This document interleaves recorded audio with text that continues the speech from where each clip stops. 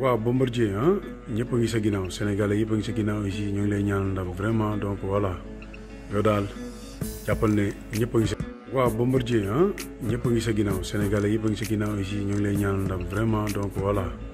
yow daal jàppal ne ñëpp a ngi sa. waaw Bombardier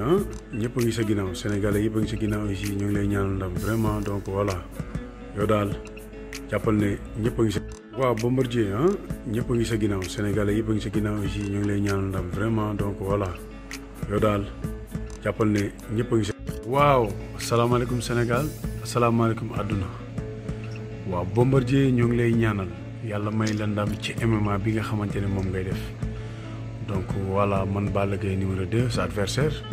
maa la koy ñaanal ci MMA bi yàlla may la ndam donc sénégalais yëpp donc voilà ñu ngi xaar bis bi te ñëpp a ngi sa ginnaaw kon donc vraiment courage bi nga xam ne sénégalais yi nga fi nekkal. waaw asalaamaaleykum Sénégal asalaamaaleykum àdduna waaw Bombardier ñoo ngi lay ñaanal yàlla may la ndam ci MMA bi nga xamante ne moom ngay def donc voilà man Balla Gaye numéro 2 sa adversaire maa la koy ñaanal ci MMA bi yàlla may la ndam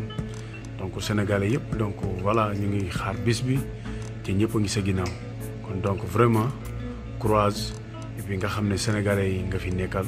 waaw asalaamaaleykum Sénégal asalaamaaleykum àdduna waaw Bombardier ñoo ngi lay ñaanal yàlla may la ndam ci MMA bi nga xamante ne moom ngay def donc voilà man Balla Gaye numéro 2 sa adversaire